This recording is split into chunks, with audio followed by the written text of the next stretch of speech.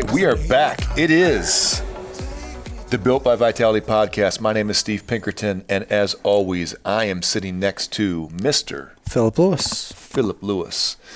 On today's episode, we are going to get into the very controversial topic of political party. I'm just kidding. Oh my gosh. Music. Music in the gym.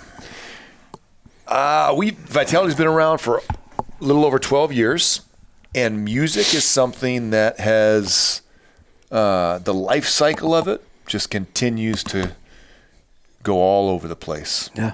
And I thought I'd come on here and give you my view, and I'll argue a little bit with my millennial Okay. counterpart Yeah. about whether or not music should be a focal point in your micro gym. Why don't you give me your thoughts on this topic, and then I will give you mine. I'd actually rather you go first. You want me to go first? Yeah. Okay. So here's the problem. I'm coaching, and this is just a made up kind of what this has happened to me probably, I don't know, 400 times. Okay. And I'm on Pandora. And I've got Pandora, and it's on like AC/DC or Metallica or something. And inevitably, someone in the class will yell mid-workout, "Change the music!" And I don't know why that triggers me the way that it does, but here's my thought. My first thought. Why are you listening to the music and not working a little bit harder? Because here's the thing. If we push as hard as we can push in a workout, and I get done and I say, "Hey, Phil, what were those songs that played?" You have no clue. idea. You're trying to figure out how to get your next breath, how to survive, Yep. maybe not throw up in my parking lot. Yep. You're not thinking about the music. So my thought has always been, if you can hear the music, you're not working hard enough. Mm-hmm. If you're worried about the music, you need to work harder. That's always been my take on it. And here's the other thing. If I need a certain song to play, what happens when I'm not at a gym that has music, or I'm by myself somewhere? I'm depending on some type of external stimulant to motivate me to do something. Now, is a music nice to have? Sure. Do I like listening to music when I work out? I mean, I do. It's not a make or break for me. Yeah. If I had a choice, I'd say, okay, yeah, I'll turn the music on. But for the majority of my lifting career, I've listened to oldies music, Carolina Beach music. I could care less. It's just a background. It's something to take the emphasis off my breathing, so I don't hear myself, panting like a dog in heat, And I just find it that people become so dependent on some type of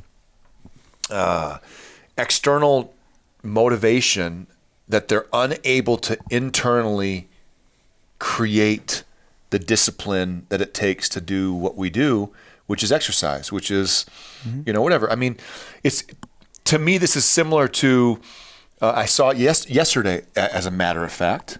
I'm driving down the road, and I see the old school armband. And someone had like an iPhone 27 in there, the one that was like, it's huge. It's like an iPad. It's like he's running with an iPad on his shoulder.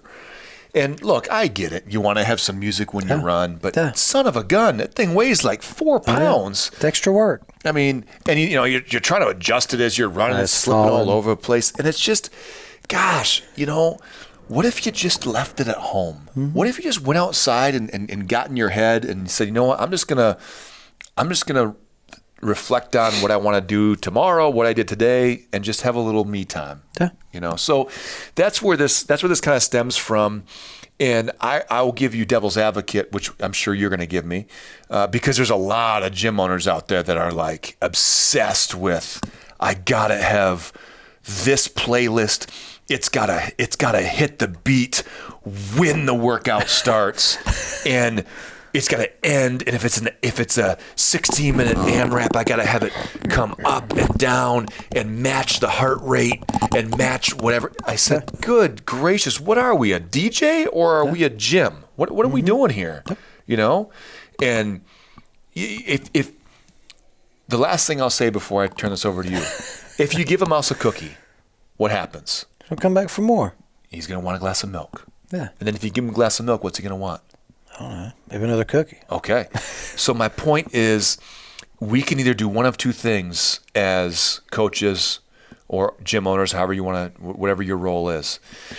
You can instill discipline and help your clients build positive habits around working out, or you can spend every second of your hour not coaching, but accommodating everybody else that needs something in order to set the expectation for themselves to work out.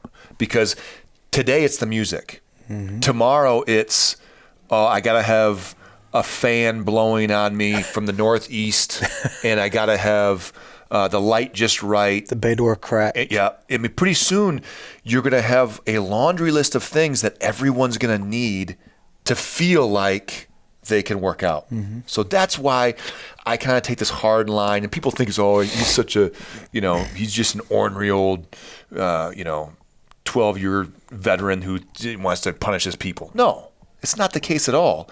I want my members to be a little more mentally tough than, I can't work out unless I'm having this music play. I mean, that seems ridiculous. Yeah. But please, you tell me why you are taking the other side of this. I don't take 100% the other side. But you're taking the other side. I'm a big fan of music. Okay. Yeah. I don't know. I've coached, I started coaching in, 7-8 years ago. I had a memory pop up when I started. And over the 7 or 8 years, I have noticed, and you would probably agree to this, no matter what class I coach, 99.9% of the time, if it's a pretty decent sized class, not everybody in that class is there to get close to throwing up. They're not there to agreed, get after it. And I agree that shouldn't be the key. But if you are in there to do that, and you are talking about the music, then your goal wasn't to go as hard as you can, because you know what's playing. You're like, I like that song. Maybe I'll play that on the way. You got to pick one or the other. You're not going to be able to do both. Like you said at the end, I'm going to be like, Steve, I didn't hear nothing, man. I didn't hear none of that. But then there's other people, they might be an older client, or they're kind of beat up. They're not feeling good, whatever. They come and they're like, you know what? I'm just glad I made it today. I'm going to move a little bit and just listen to some music, bike a little, hit a couple lifts. I'm just going to move today. It's better than I didn't come at all, and it's just enjoyable if maybe my type of music would be playing.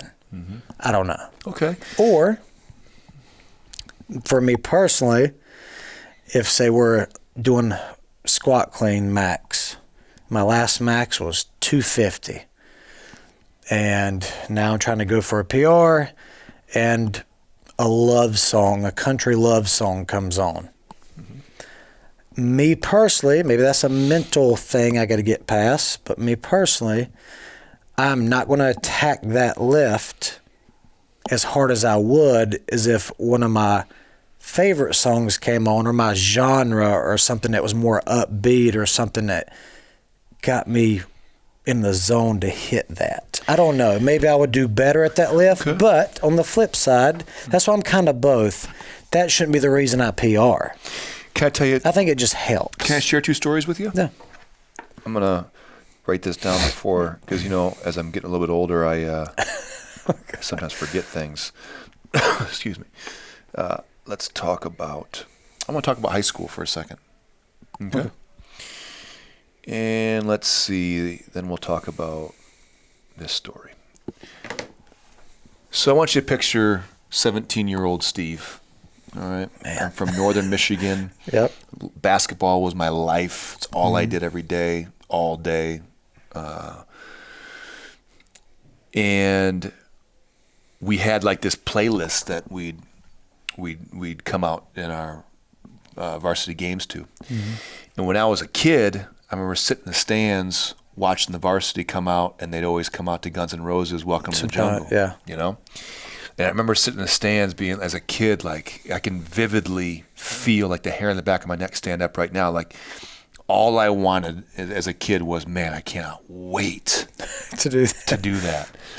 And when time came, and I got to do that for a couple years, and I'll never forget, we would be so excited. I'd be so amped up in the locker room, and that dang song that song still. I love that song. And when that initial beat drops, and you run out that door, my heart was probably beating 190. Oh yeah, maybe 200. Yep. And I look back, and what do you think happened the first 90 seconds of that game? I had like a complete adrenaline dump because I had so much.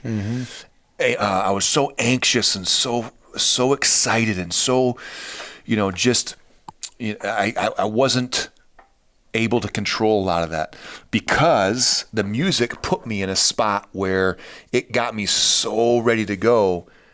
And then all of a sudden, boom, you're out. Went, and you're like, oh my gosh. I remember looking up every first quarter. It was like halfway through. I'd be like, God, why am I so tired? And I was too dumb at the time to realize it. So that's one thing. So now all of a sudden you start to apply that and say, man, you can't, you need music. If you're going to listen to music, yes, I guess there's some truth to the fact that it can get you to a point where you can work a little bit harder because of it. But I think a lot of times it forces your heart rate to get much higher than it normally would. And you're going to start faster. You're going to make bad decisions in the beginning of the workout. So from a strategic standpoint, I think it makes sense to maybe scale the music back a little bit in the beginning so that you don't. Because what is the one mistake that almost every CrossFitter makes in a workout? Hot. Every time. When was the last time you finished a workout and you were like, man, I've got a lot left. I really mismanaged my pace on that one. I could go again now. You're always like, oh my gosh, I'm dead. I should have went slower. Yeah, I should have started a little bit slower. Yeah. So that's the first anecdotal story I'll share with you. The second one is regionals. Call it, I don't know, 2013 maybe. And maybe 12. And it was the last workout of regionals. And I was in third place, tied, top 3 go to the games. And I was in third place, tied with fourth place, who was a guy by the name of Brian Quinlan, really cool guy. And we had one workout to go. It didn't matter what anybody else did. All I had to do was beat Brian. And if he beat me, he went. If I beat him, I went. And I remember we had like maybe an hour and 15 minutes before the final workout started. And I was sitting down and I was listening to music. And I was blasting music, just blasting music. And getting hype, I'm like, man, this is my one chance. This is the closest I've ever came to make it to the games. This is it. All I got to do is beat one person. The music had nothing to do with it.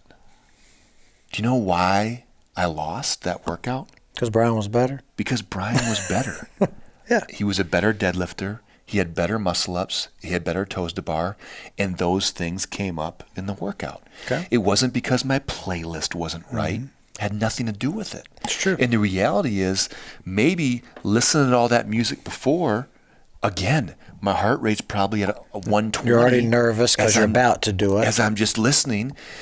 Maybe what I should have done took a nap is laid down somewhere. Maybe I should listen to some like Bob Marley or something.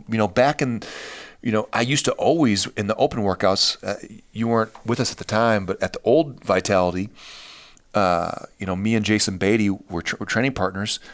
And before every open workout, I'd play Bob Marley, Three Little Birds, every little thing is going to be all right. You know what I mean? Yeah, but it's not. But it's not. But you'd listen to that, and it was just very chill. And it kind of like that was trying to get my brain to like stop overanalyzing things.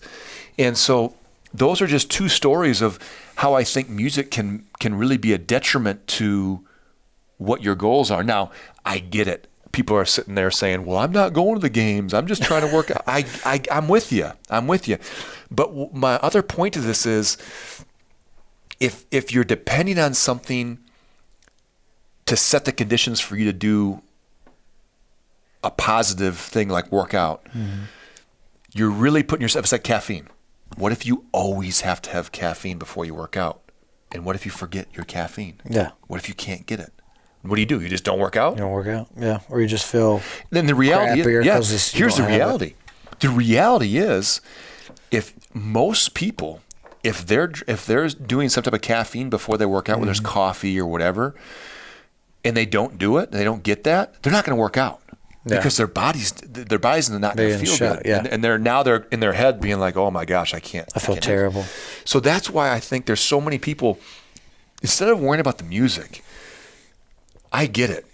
Maybe, and we're working on this, we're going to figure out a little bit of a more broad workout playlist. But it's like, you got 18 to 25 people in a class. You're going to please everybody. You're never going to please everybody. And if you're trying, then I'm staring at my phone instead of coaching.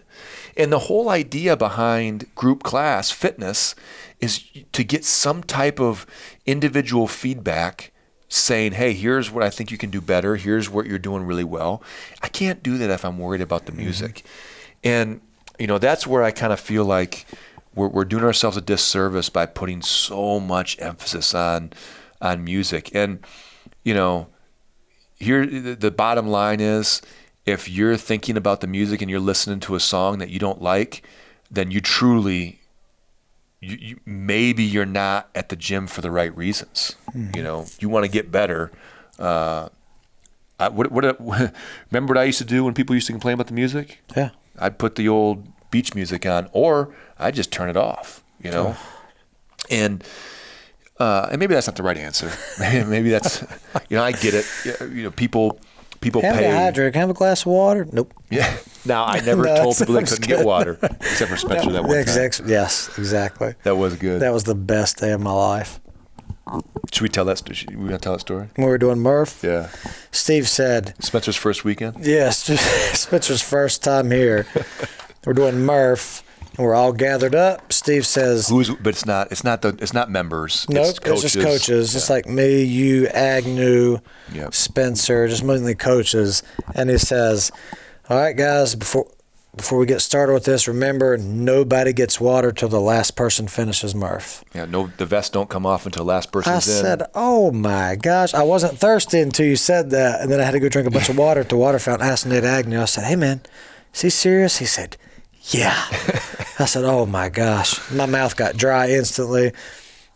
We tell Spencer, but I don't think he really realized you were serious.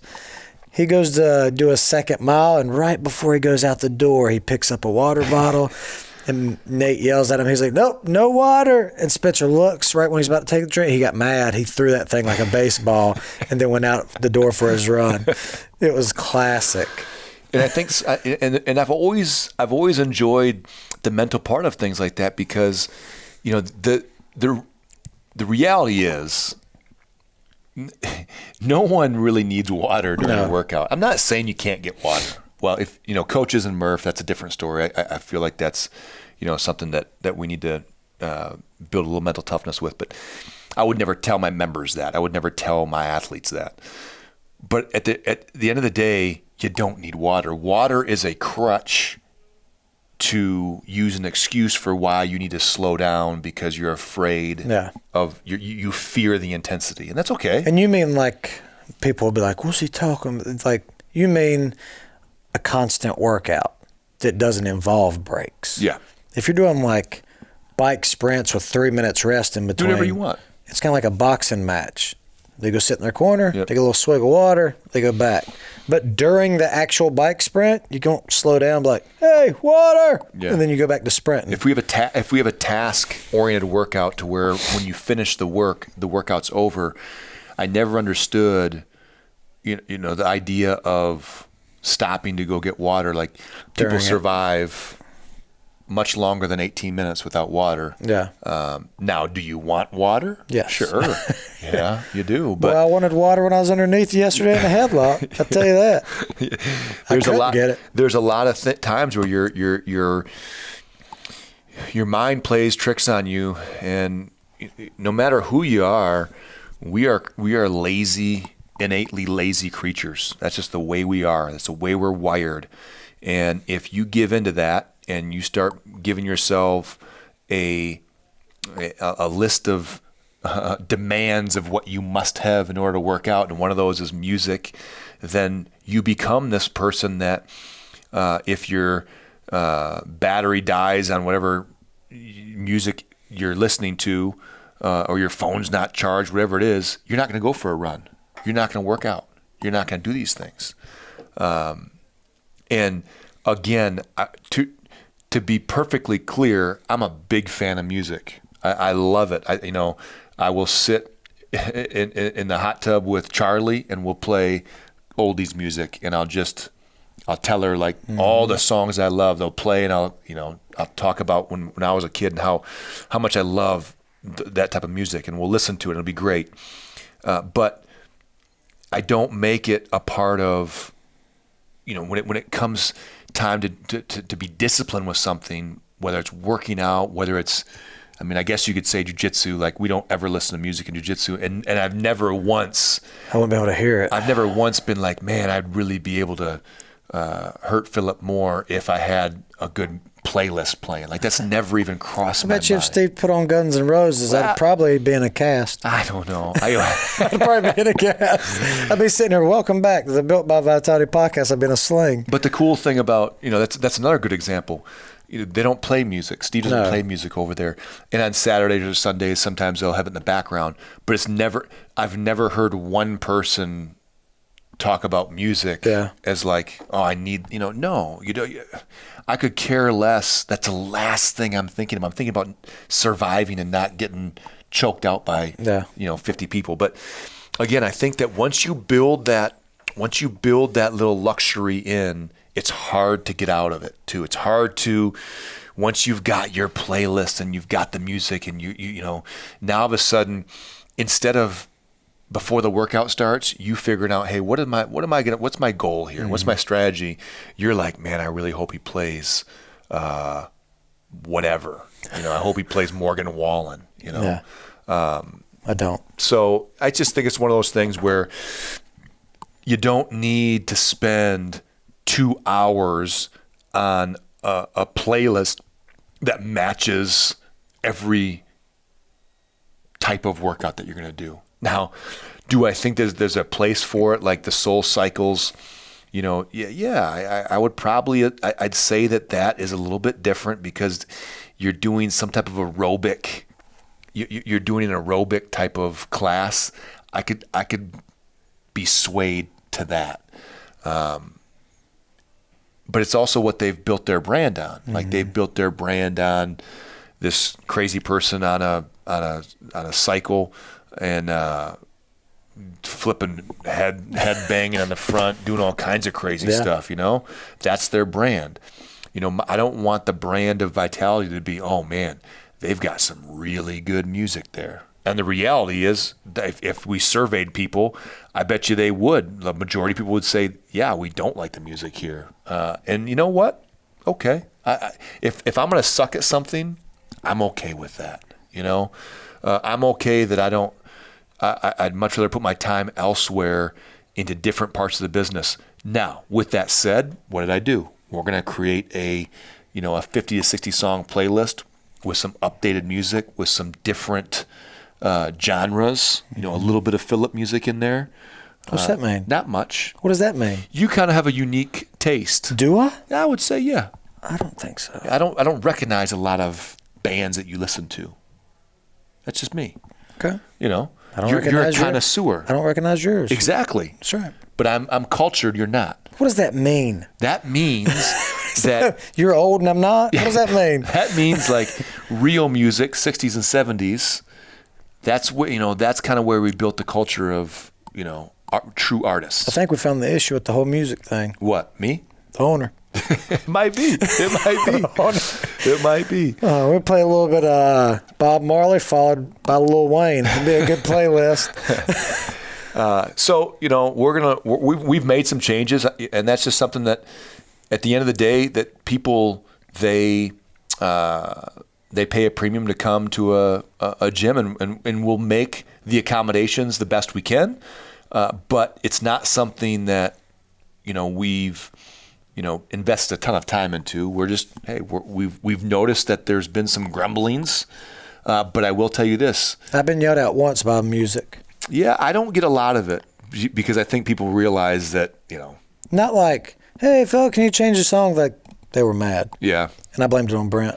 Well, here's the other thing. The other thing is when people's heart rates get up, They get a little anxious. Their ability to deal with adversity. Mm-hmm. And I hate to even say that, bad music is adversity, but in this case, we'll talk about it like it is. You handle things differently when your heart rate's high. Yeah. Think of, I love Saturdays. Saturdays for the 12 years have been team workouts. The reason I love team workouts are simply because it's an amazing tool to help people communicate. And when people get tired and they get frustrated and they start to get behind, you really see some interesting reactions.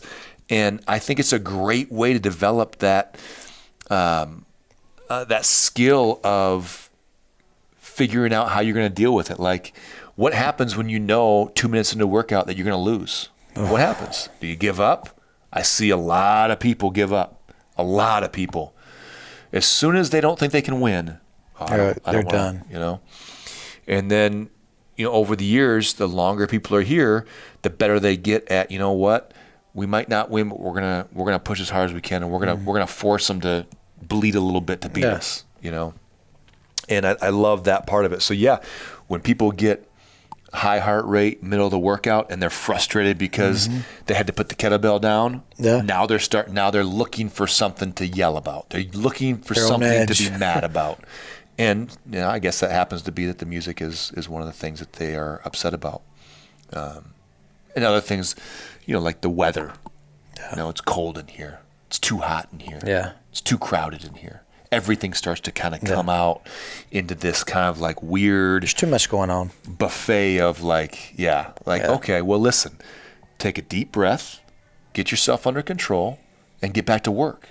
Don't worry about what Philip's doing. I don't care what Spencer's doing. I am only concerned about what I'm doing right now and what I can control. Yeah. So, yeah, that's my take on music. I'm sure that any gym owner or person that goes to a gym can relate to some of this stuff because it's a hot topic, and the only thing I'll leave you with is if you're passionate about your music,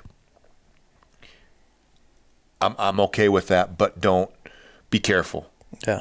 Be careful that you put too much stock into, what comes out of those speakers, because very soon there's going to be, what happens if, I need Guns N' Roses playing, and all of a sudden I'm in a parking garage and a couple guys want to get loud with me. What am I going to do? Hey, excuse me, sir. Let me turn this on. Let me turn my music on, my hype music. Let me get my mind right real quick. Before we go. Then you can do whatever you need to do. Yeah. And it sounds silly, but it's really not. Like, there's going to be times when you're not going to have music, when you're not going to have those things, and you're going to have to be disciplined enough to take the steps to be able to perform that. And I think that's something to keep in mind when you're talking about this. And in your defense, I've never heard you complain about the music. Never, one time. I just do it internally. Or most of the time I just can't hear it because I hear it at the start, and I'm like, man, this kind of sucks, whatever. Then you start the workout, and you're like, I don't know what played. I don't remember. I will tell you this: there's a one advantage to training with Philip and Jiu-Jitsu next door.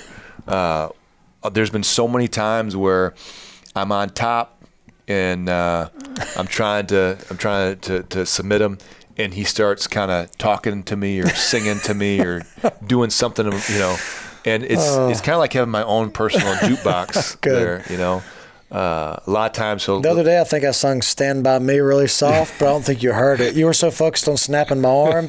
I was like, "Stand by." I was like, try to relax. Yeah. So whatever. If you're looking for that, I think it'd be a great opportunity to come and work out with Philip. I think he would provide that little piece that you're missing. Some motivation. So yes, that is today's episode on music. If you really disagree with me on this one, I wouldn't mind having a little friendly debate with you.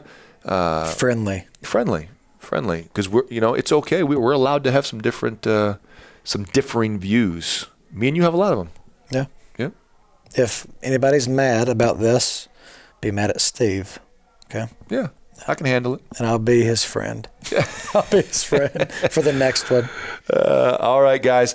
We hope you enjoyed today's episode. Until next time, this is the Built by Vitality podcast.